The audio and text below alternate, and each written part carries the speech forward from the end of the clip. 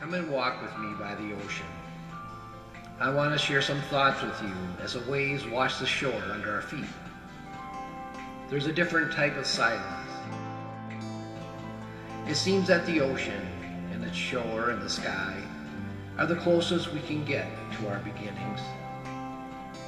It is ironic that we can't drink from the greatest body of water, but are able to eat its bounty. It stirs our imagination with its mysteries and awe. It is amazing that our first 9 months of life are spent in the water.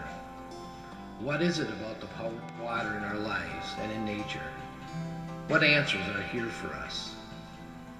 As we walk along the sandy shore of this large body of water, I realize that tomorrow my wet footprints will be gone. Yet each day repeats itself over and over again, and the waves return to the same shore. You and I were conceived, born, and will die in due time. Yet so much remains the same for all humanity. We are creatures of habit. And what was our first act before the habits? As we face those waves that wash over the shore and hear their whisper, I stop and wonder, are all lives important? We worry about our planet, and do worry enough about the inhabitants as well. Some believe life may have come from the ocean millions of years ago. Is each human death a loss for humanity? There are billions and billions of us over the centuries, and so many to come after us. How do we believe we have value as one of billions? So many cells and so many souls, so many shells and so many grains of sand. What gives us intrinsic worth? Do only our mothers have the right to make us wanted and valuable? Is that the rule of the sea from the beginning of time?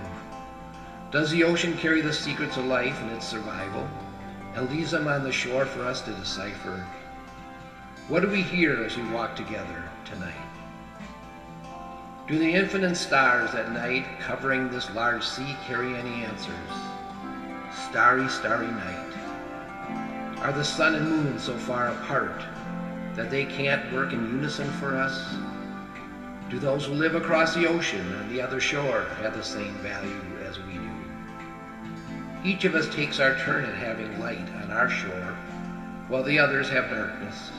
Yet the sun seems to shine on all of us in our day. Did Aristotle and Plato ponder the meaning of life by watching or sitting by the sea? Did Augustine and Aquinas find answers in the sound of the waves or the grains of sand? Copernicus and Galileo turned the world upside down studying the skies. Were Bacon and Locke students of the sea in some way? Where did Nietzsche and Sartre find meaning in existence? Or Einstein find truth in relativity? Nature seems to be the source of so many answers. How did Chesterton and Lewis become so God-centered? The sun, the moon, the stars, the ocean, the giants of our universe. What words did Jesus write in the sand? How did Jesus walk on water or calm the sea? Was existentialism born of the wind and waves or the cycles of the moon?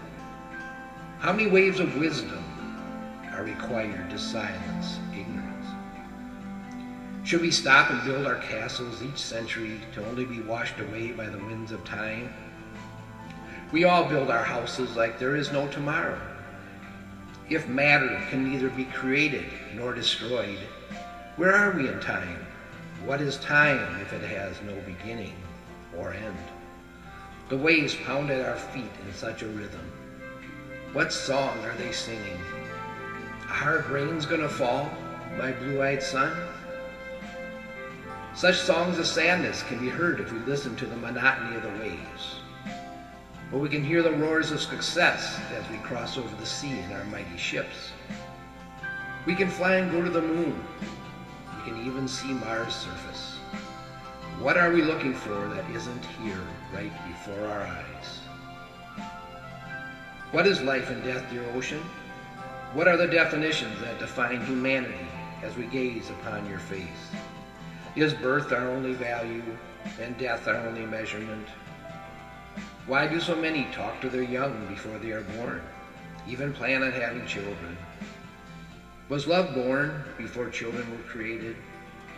Why do so many talk to those in a coma or on their deathbed? Who turns out the lights? Do we learn this unconsciously from you? Are we able to prove heaven or understand hell? Are we allowed to stretch the boundaries of life? Are the waves allowed to only go so far on this majestic shore we walk on tonight? In the beginning, eons ago, all was good, they say. What happened? Is a person who killed Abel, or shot Lincoln or Kennedy, or murdered my brother one of us? Is there a clone for evil that we have missed? Do the ways trick us into believing there must be a beginning and an end, and we decide who lives and who dies? How can you be so vast and endless, dear ocean, yet we so small and narrow in our views of creation? Why do we put things in boxes and build walls when we confront the unexplainable? Is this the secret to life we must unlock in ourselves and in our humanity? Do we have the courage to allow each human being to have the chance to walk by the sea and ponder the mystery of life? Why have we built a wall between the unborn and birth, and only wanted or privileged into our human race?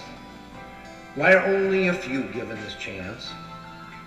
Why do we still kill our brothers and sisters in crime and war, and have such a hard time loving? Why are we full of pride and arrogance when we decide what is best for others, but so laissez-faire when we deal with ourselves? Do some waves have more meaning as they crash ashore tonight? The universe is Billions of years old. It has taken centuries to believe women are equal, that those with different skin colors are equal. Is it going to be centuries of waves washing the shore to finally accept that all humans are equal as well? Do we need to walk the seashores and search for an answer to solve the biggest contradiction of the human race? The justified killing of our offspring. We have learned that we must protect the endangered species on our planet, but we neglect our own species. What value do we have? Each day we kill so many human beings in the name of progress or human rights. The Constitution doesn't have enough amendments to protect us all. Some souls must find solace on the ocean floor, buried so deep under these waves. Where is this senseless cemetery of shattered potential? Is this the true definition of silence that we hear tonight? If we can do things in the dark with muscle memory, what allows us to hear the sounds of silence? Did a shooting star mysteriously sprinkle us with intelligence many years ago? And the ocean foam create love like some Aphrodite? And did free will sprout from those rock formations that the waves break on day after day so loudly? Where does compassion and kindness come from, or justice and equality? Who are their parents, dear sea? So please keep walking with me along this shore called life, and hope for compassion and understanding in the hearts of women and men and presidents and senators and judges and mothers and fathers and brothers and sisters. The ocean doesn't scream out any answers. It just keeps following the tides of the moon and waits for us to visit and find the truth of our humanity. Maybe one day a message in a bottle will surface on our shores and put an end to all our questions and confusion about the meaning of life. I am but one of billions who question the contradictions I see each day. I want to hear your ideas, dear friends, some night when we walk again. What does it mean when we say, in the beginning? For now I have this vision that somewhere there's a shore similar to this one, where a mother dressed in blue and her son walk along the shore and pick up each unwanted person that is washed up and abandoned. And they hold each one in their arms and find them a home where they are safe and loved. What existential truth is deeper than the fact that each of us needs to be held and loved like these waves hold the shore again and again for all time?